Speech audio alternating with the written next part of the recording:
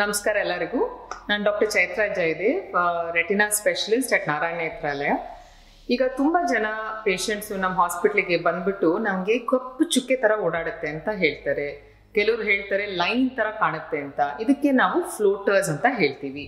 ಈ ಫ್ಲೋಟರ್ಸ್ ಅಂದರೆ ಏನು, ಅದಕ್ಕೆ ಬರೋ ಕಾರಣಗಳೇನು, ಅದಕ್ಕೆ ಟ್ರೀಟ್ಮೆಂಟ್ ಏನು ಅಂತ ಇವತ್ತು ಮಾತಾಡೋಣ. ಫಸ್ಟ್ ಆಫ್ ಆಲ್, ಫ್ಲೋಟರ್ಸ್ ಅಂದರೆ ಅದು ನಮ್ಮ ದೃಷ್ಟಿಯಲ್ಲಿ, ನಮ್ಮ ವಿಜುವಲ್ ಫೀಲ್ಡ್ ಅಲ್ಲಿ ಕಾಣ್ತಾ ಇರೋ ಕಪ್ ಚುಕ್ಕೆಗಳು. ಸೊ ಇದೇನಕ್ಕಾಗತ್ತೆ, ಸಡನ್ ಆಗಿ ಯಾವತ್ತೂ ಇಲ್ದಿರೋದು ಏನಕ್ಕಪ್ಪ ಬಂತಿದ್ದು ಅಂತ ತುಂಬಾ ಜನ ಯೋಚನೆ ಮಾಡ್ತಾರೆ. ಸೊ ಈ ಫ್ಲೋಟರ್ಸ್ ಬರೋದು ನಮ್ಮ ಕಣ್ ಸೆಂಟ್ರಲ್ ಇರೋ ಜೆಲಿ ಇದೆ ಒಂದು, ಅದಕ್ಕೆ ವಿಟ್ರಿಸ್ ಜೆಲಿ ಅಂತ ಹೇಳ್ತೀವಿ. ನಾವು ಏಜ್ ಆಗ್ತಿದ್ದಂಗೆ ಆ ಕಣ್ ಸೆಂಟ್ರಲ್ ಇರೋ ಜೆಲಿಯಲ್ಲಿ ಚೇಂಜಸ್ ಆಗುತ್ತೆ. ನಾವು ವಯಸ್ಸಾದಿದ್ದಂಗೆ ಹಿಂಗೆ ಬಿಳಿ ಕೂದಲು ಬರುತ್ತೋ ಅದೇ ತರ ಕಣ್ ಸೆಂಟ್ರಲ್ಲಿ ಆಗೋ ಚೇಂಜಸ್ ಇಂದ ಅದು ಕಂಡೆನ್ಸ್ ಅಥವಾ ಗಟ್ಟಿ ಆಗುತ್ತೆ ಆ ಜೆಲಿ. ಅದಕ್ಕೆ ಮುಂಚೆ ಕಾಣದೇ ಇರೋ ಜೆಲಿಯಲ್ಲಿರೋ ಸ್ಪಾಟ್ಸ್ ಇವಾಗ ನಮಗೆ ಕಾಣಕ್ಕೆ ಶುರು ಆಗುತ್ತೆ. ಅದು ಯಾವಾಗ ಕಾಣುತ್ತೆ, ನಮಗೆ ಒಂದು ಬಿಳಿ ಗೋಡೆ ನೋಡ್ಬೇಕಾರೆ ಅಥವಾ ಕೆಲವೊಮ್ಮೆ ಓದ್ಬೇಕಾರೆ ಕೂಡ ಕಾಣುತ್ತೆ. ಅದು ನಮ್ಮ ಕಣ್ಣು ಮೂವ್ ಆದಾಗೆಲ್ಲ ಕಣ್ಣಲ್ಲಿರೋ ಜೆಲಿನೂ ಮೂವ್ ಆಗುತ್ತೆ, ಆ ಸ್ಪಾಟು ಕೂಡ ಮೂವ್ ಆಗುತ್ತೆ. ಸೊ ಆ ಸ್ಪಾಟಿನ ನೆರಳು ಏನು ನಮ್ಮ ನರದ ಮೇಲೆ ಬೀಳುತ್ತೋ ಅಥವಾ ರೆಟಿನಾ ಮೇಲೆ ಬೀಳುತ್ತೋ ಅದಕ್ಕೆ ನಾವು ಫ್ಲೋಟರ್ಸ್ ಅಂತ ಹೇಳ್ತೀವಿ. ನಾವು ಓದ್ಬೇಕಾರೆ ಅದಕ್ಕೆ ಟರ್ಮಿನಾಲಜಿ ಏನಿದ್ದಿತ್ತು, ಮಸ್ಕೆ ವಾಲಿಟನ್ಸ್ ಅಂತ.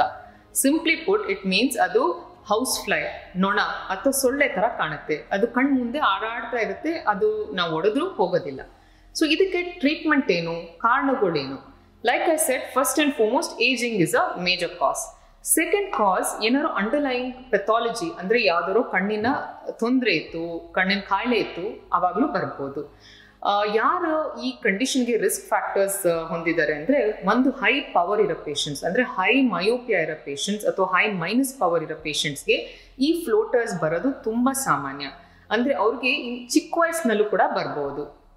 Second is patients who have diabetes ಅಥವಾ ಶುಗರ್ ಇರೋ ಪೇಷಂಟ್ಸ್ಗೂ ಕೂಡ ಕೆಲವು ಕಾಂಪ್ಲಿಕೇಶನ್ಸ್ ಇಂದ ತುಂಬಾ ಜಾಸ್ತಿ ಫ್ಲೋಟರ್ಸ್ ಕಾಣಬಹುದು. ಮೂರನೇದು, ಯಾವ ಪೇಷಂಟ್ಸು ಆಪರೇಷನ್ ಮಾಡಿಸ್ಕೊಂಡಿದ್ದಾರೆ ಅವ್ರಿಗೂ ಕೆಲವೊಮ್ಮೆ ಆಪರೇಷನ್ ಆದ್ಮೇಲೆ ಅಥವಾ ಲೇಸರ್ ಪ್ರೊಸೀಜರ್, ಕ್ಯಾಪ್ಸುಲೋಟಮಿ ಅಂತ ಒಂದು ಪ್ರೊಸೀಜರ್ ಮಾಡ್ತೀವಿ, wherein we clean the lens after cataract surgery. ಆ ಪೇಷಂಟ್ಸು ಕೂಡ ಫ್ಲೋಟರ್ಸು ಪೋಸ್ಟ್ ಪ್ರೊಸೀಜರ್ ಅಥವಾ ಪ್ರೊಸೀಜರ್ ಆದ್ಮೇಲೆ ಕಾಣಬಹುದು. ಸೊ ಇದಲ್ಲದೆ ಯಾವ ಕಾರಣಕ್ಕೆ ಕಾಣ್ಬೋದು ಅಂದ್ರೆ, ಫಾರ್ ಎಕ್ಸಾಂಪಲ್ ಶುಗರ್ ಇರೋ patients like I said bleeding ಆಗ್ಬೋದು. ಸೊ ಬ್ಲೀಡಿಂಗ್ ಆದಾಗ ಮಲ್ಟಿಪಲ್ ಸ್ಪಾಟ್ಸ್ ಕಾಣುತ್ತೆ ಅವ್ರಿಗೆ, ಒಂದಲ್ಲ ಎರಡಲ್ಲ ತುಂಬಾ ಸ್ಪಾಟ್ಸ್ ಕಾಣ್ಬೋದು.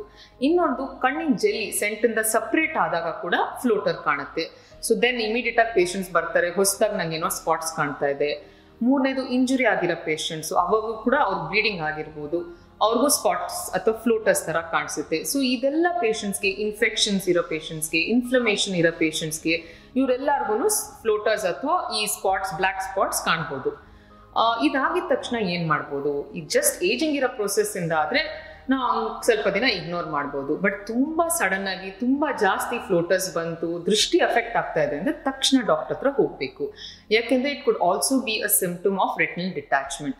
ರೆಟಿನಲ್ ಡಿಟ್ಯಾಚ್ಮೆಂಟ್ ಅಂದ್ರೆ ಏನು, ನರ ಕಟ್ಟಾಗೋ ಸಾಧ್ಯತೆ ಆಗಿರೋ ಪೇಷಂಟ್ಸ್ಗೆ. ಏನಕ್ಕೆ ಕಟ್ ಆಗಿದೆ ನರ ಅಂದ್ರೆ, ಈ ಜೆಲ್ಲಿ ಏನಿದೆ ಸಡನ್ ಆಗಿ ಸಪ್ರೇಟ್ ಆಗುತ್ತೆ. ಸಡನ್ ಆಗಿ ಸಪ್ರೇಟ್ ಆದಾಗ first of all floaters start ಆಗುತ್ತೆ. ಫ್ಲೋಟರ್ಸ್ ಆಗಿದ ನಂತರ ಆ ಸೆಪರೇಷನ್ ಪ್ರೋಸೆಸ್ ಅಲ್ಲಿ ನರ ಕಟ್ ಆಗಿ ರೆಟಿನಲ್ ಡಿಟ್ಯಾಚ್ಮೆಂಟ್ ಕೂಡ ಆಗ್ಬೋದು. ಸೊ ಏನಾರೋ ಸಡನ್ ಆಗಿ ಫ್ಲೋಟರ್ಸ್ ಕಾಣ್ತು ಅಂದ್ರೆ ತಕ್ಷಣ ಡಾಕ್ಟರ್ನ ಹೋಗಿ ನೋಡಿ. ಎಕ್ಸಾಮಿನೇಷನ್ ಪ್ರೋಸೆಸ್ ಏನ್ ವೆರಿ ಕಾಂಪ್ಲಿಕೇಟೆಡ್ ಇಲ್ಲ. ಡ್ರಾಪ್ಸ್ ಹಾಕಿ ರುಟೀನ್ ಆಗಿ ರೆಟಿನಾ ಚೆಕ್ಅಪ್ ಮಾಡ್ತೀವಿ.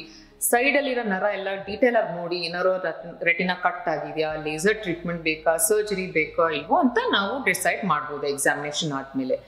ಇವಾಗ ನೆಕ್ಸ್ಟ್, ಏನು ಕಾರಣ ಇಲ್ದೇನು ನಿಮಗೆ ಫ್ಲೋಟರ್ಸ್ ಬಂತು ಬಿಕಾಸ್ ಆಫ್ ಏಜಿಂಗ್ ಅಂತ ಇಟ್ಕೊಳ್ಳಿ. ಸೊ ಅದಕ್ಕೇನು ಟ್ರೀಟ್ಮೆಂಟ್ ಇದೆ? ಏನೂ ಇಲ್ಲ. We just have to ignore it. Because ಅದು ನಿಧಾನಕ್ಕೆ ನಾವೇ ಅಡ್ಯಾಪ್ಟ್ ಆಗೋಗ್ತೀವಿ, ಆ ಬ್ರೈನ್ ವಿಲ್ ಅಡ್ಯಾಪ್ಟ್. ಬಿಕಾಸ್ ಆ ಫ್ಲೋಟರ್ ಇಂದ ನಮ್ಮ ದೃಷ್ಟಿ ಅಫೆಕ್ಟ್ ಆಗೋದಿಲ್ಲ, ಸ್ವಲ್ಪ ಡಿಸ್ಟರ್ಬೆನ್ಸ್ ಆಗ್ಬೋದು. ಬಟ್ ವಿತ್ ಟೈಮ್ ಅದಕ್ಕೆ ನಾವೇ ಅಡ್ಯಾಪ್ಟ್ ಆಗೋಗ್ತೀವಿ, ನಮ್ಗೆ ಅದಕ್ಕೆ ಅಭ್ಯಾಸ ಆಗೋಗುತ್ತೆ. ಸರಿ, ಪ್ಲೇನ್ ವಾಲ್ ನೋಡಿದಾಗ ಕಾಣಿಸ್ತಾ ಇದೆಯಾ floater, will try to ignore it. ಬೇರೆ ಏನಾರು ಮಾಡಿದ್ರೆ ಅದು ನಮ್ಮ ಮೈಂಡ್ ಇಂದ ಹೊಟ್ಟೋಗುತ್ತೆ, it will not affect us. Because as such floaters which come because of ageing ಅಥವಾ ಏಜಿಂಗ್ ಪ್ರೊಸೆಸ್ ಇಂದ ಬರೋ ಫ್ಲೋಟರ್ಸ್ ಹೋಗೋದಿಲ್ಲ, ಅದಕ್ಕೆ ಟ್ರೀಟ್ಮೆಂಟ್ ಇಲ್ಲ. ಬಟ್ ಅದೇ ನಿಮಗೆ ದೃಷ್ಟಿ ತುಂಬಾ ಅಫೆಕ್ಟ್ ಆಗ್ತಾ ಇದೆ, ಸೆಂಟ್ರಲ್ಲೇ ಫ್ಲೋಟರ್ ತುಂಬಾ ದೊಡ್ಡದಿದೆ ಅಂದ್ರೆ there are couple of treatment options. One is laser ಮೂಲಕ ಅದನ್ನ ಡಿಸ್ಪರ್ಸ್ ಮಾಡ್ಬೋದು. It will not get absorb. But ದೊಡ್ಡ ಫ್ಲೋಟರ್ ಇರೋದು ಸ್ಮಾಲ್ ಪೀಸಸ್ಗೆ we can break it down using laser. But then there are some risks.